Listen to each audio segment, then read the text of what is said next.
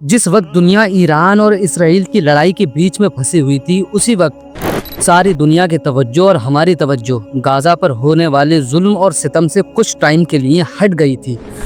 पर आपको बता दूं कि इस वक्त गाज़ा के हालात इंतहाई बद से बदतर हो चुके हैं और भूख इतनी शिद्दत पकड़ चुकी है कि लोग कछुए जैसे हराम जानवर को भी खाने पर मजबूर हो गए हैं और समुंदर में उगने वाली काई को इकट्ठा करके उसे खा रहे हैं ताकि कुछ टाइम के लिए अपनी भूख को मिटाकर वो लोग जिंदा रह सकें। और इस सब की वजह है ये इसराइल, क्योंकि इसने हर तरफ से आसमानी, समुद्री और ज़मीनी रास्ते बंद कर रखे हैं। यानी मिस्र का बॉर्डर हो, जॉर्डन का बॉर्डर हो, सऊदी अरब का बॉर्डर हो, हर जगह से मदद पाने का रास्ता इसराइल ने इस वक्त बंद कर रखा है। और जो कुछ यहाँ पर बच गया है उसकी कीमत इतनी बढ़ चुकी है कि मानो गाज़ा इस वक्त दुनिया का सबसे महंगा शहर बन चुका है। और ऐसा भी नहीं है कि सारी दुनिया से कोई मदद गाज़ा के लिए नहीं पहुँच रही है, ख़ास तौर पर मुसलमानी मुल्कों से, लेकिन इमदादी सामान से भरे गोदाम या तो गाज़ा के अंदर मौजूद हैं या फिर सरहदों पर मौजूद हैं, मगर गाज़ा के लोगों तक ये तकसीम करने के लिए इनकी इजाज़त इस वक्त इसराइल नहीं दे रहा है। और इसकी वजह यह है कि गाज़ा के अंदर इन इमदाद को ले जाने के लिए इसको अपने मुल्क से लेकर गाज़ा के अंदर और गाज़ा के लोगों तक तकसीम करने के लिए इसराइल से अलग अलग मंजूरियाँ लेनी पड़ती हैं,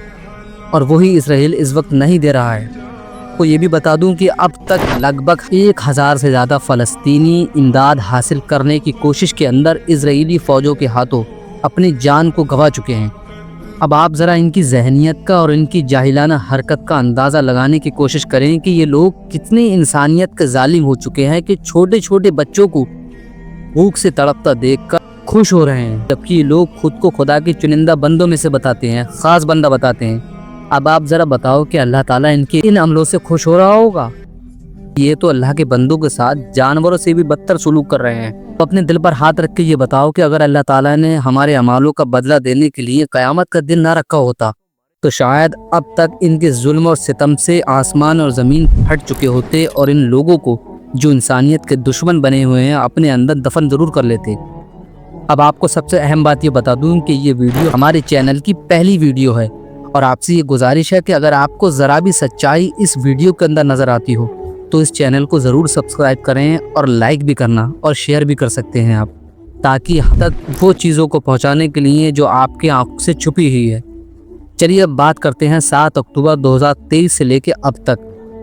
लगभग इन 15-16 महीनों के अंदर 60,000 से ज़्यादा लोग अपनी जान दे चुके हैं और 1,42,000 के करीब लोग घायल हो चुके हैं। और ये तो बस खाली ऑफिशियल नंबर हैं जो रिपोर्ट के मुताबिक बताए गए हैं, मगर इसकी असल तादाद क्या है ये तो अल्लाह ही बेहतर जानता है। और आप ज़रा इन लोगों की जहालियत का और नफ़रत में कितने गिर चुके हैं ये लोग, इसका अंदाज़ा लगाएं कि इस वक्त ये लोग गाज़ा के बॉर्डरों पर बैठकर गाज़ा के बॉर्डरों पर पार्टी कर रहे हैं, जिसके अंदर ये लजीज लजीज खाने बनाते हैं ताकि उन गाज़ा के लोगों की भूख और बढ़ाई जाए और उनकी भूख की शिद्दत को और तड़पाया जाए। अब आप सोचो कि इंसान हर चीज़ से कॉम्प्रोमाइज़ कर सकता है सिवाय भूख और प्यास से। अब ज़रा आप अपने दिल पर और दिमाग पर हाथ रखकर ये बताओ कि अगर आपका रोज़ा होता है और आप किसी होटल के पास से निकलते हो तो वहाँ की खाने की लजीज खुशबू आपके दिल में और कैफियत बढ़ाती है। और जब भी आपको ये बात पता है कि रोज़ा मगरिब के बाद खुल जाता है, एक इंतज़ार रहता है इंसान को, एक उम्मीद रहती है चलो मगरिब के बाद मैं खाना या पानी पी सकता हूँ। मगर इन लोगों का क्या, तो गाज़ा के लोगों को तो ये भी नहीं पता है कि हमें खाना कब मिलेगा, आज मिलेगा, कल मिलेगा। और उनकी इस भूख की शिद्दत को बढ़ाने के लिए ये जाहिल लोग गाज़ा के बॉर्डरों पर जानबूझकर पार्टी करते हैं और लजीज लजीज खाना बनाते हैं। हमने भूख बर्दाश्त की, अब ऊपर से ये रॉकेट हमले, खुदा की कसम ये नाइंसाफी है। ताकि इनकी खुशबू उन तक पहुंच सके और इनकी भूख की शिद्दत को और बढ़ा सके। और यहाँ पर लोग भूख से इतने मजबूर हो चुके हैं कि अपने पेट पर पत्थर बांधने पर भी मजबूर हो गए हैं। और ये लोग नफरत की आग में इतने जल चुके हैं कि सिर्फ यहाँ की गवर्नमेंट नहीं बल्कि यहाँ की आवाम भी मदद ले जाने वाले ट्रकों का रास्ता कुछ इस तरीके से रोक रही है।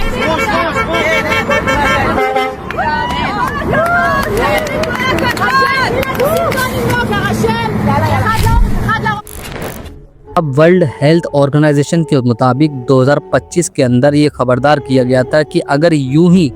ये जुल्म और सितम जारी रहा और गाज़ा के अंदर इमदाद ना ले जाने दी गई तो आने वाले 11 महीनों के अंदर 5 साल से कम उम्र के हज़ारों बच्चे भूख की वजह से अपनी इस दुनिया को अलविदा कह सकते हैं। اور صرف مئی کے اندر ہی 57 بچے بھوک کی شدت سے دنیا سے فوت ہو چکے ہیں اور ہر مہینے اس کی تعداد بڑھتی جا رہی ہے۔ اب مصر کے لوگوں نے جب یہ ظلم و ستم دیکھا تو ان سے نہیں رہا گیا اور ان لوگوں نے غزہ کے لوگوں کو مدد پہنچانے کا ایک یونیک طریقہ اپنایا جو کہ سوچ کر ہماری اور آپ کی آنکھوں میں آنسو آ جاتے ہیں۔ دراصل مصر کے لوگوں نے جب کہ دیکھا یہاں تو غزہ کے اندر کسی طریقے کا سامان اور امدادی مدد لے جانے سے روکا جا رہا ہے تو ہم کیا کریں، کیونکہ جس کے دل میں بھی انسانیت ہوتی ہے تو وہ مدد کرنے کی ضرور سوچتا ہے۔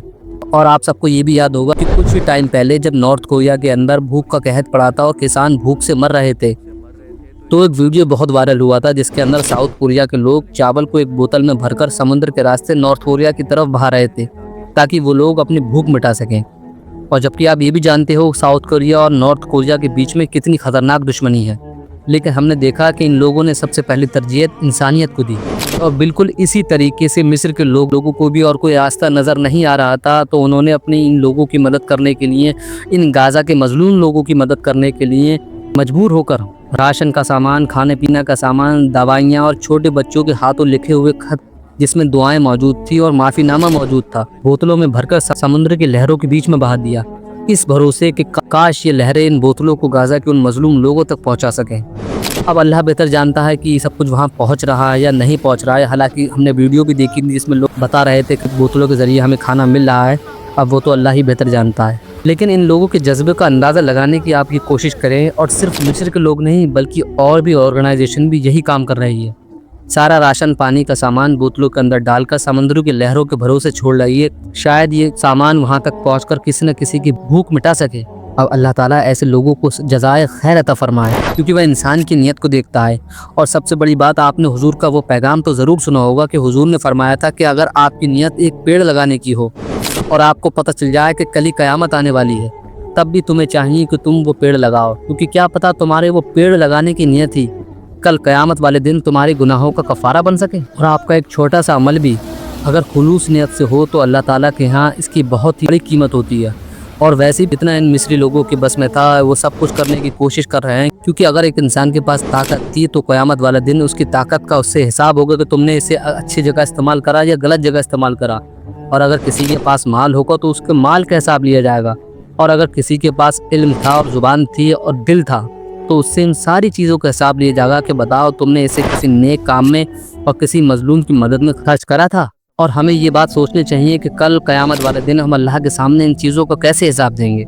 کیونکہ یاد رکھیں یہ صرف مصر کے عام لوگ ہیں جن کے پاس نہ تو اتنا سارو سامان ہے، وسائل ہیں، اور نہ ہی اتنی طاقت ہے، اور اس کے باوجود بھی اگر یہ مظلوم لوگوں کو درد کو سمجھتے ہیں تو انسانیت ابھی بھی زندہ ہے۔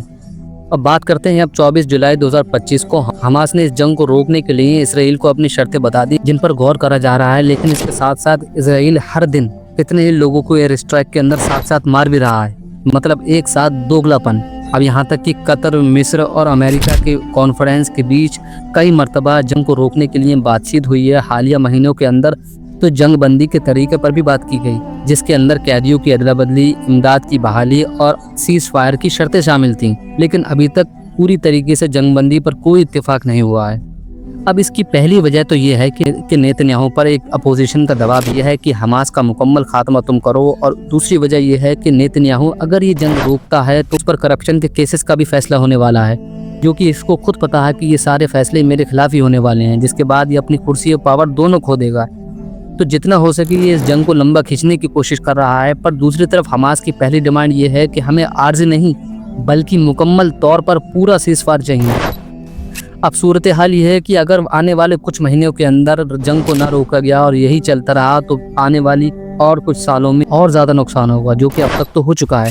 وہ اللہ تعالیٰ کا یہ قانون ہے کہ جب بھی اللہ تعالیٰ رسی کو ڈھیلی کرتا ہے ایک ٹائم کے لیے تو وہ اسے لمبی کر دیتا ہے، لیکن ایک بار جب اللہ تعالیٰ اسے کھینچتا ہے تو ساری دنیا دیکھتی ہے کہ یہ شخص کیسے منہ کے بل آ کر گر گیا،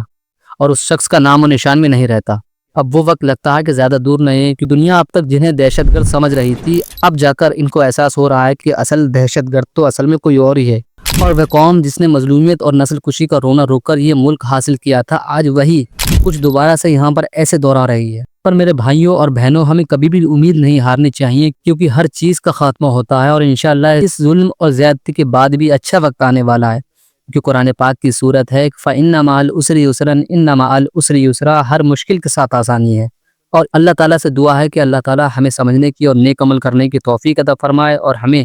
انسانیت کا ساتھ دینے کی توفیق عطا فرمائے. آمین.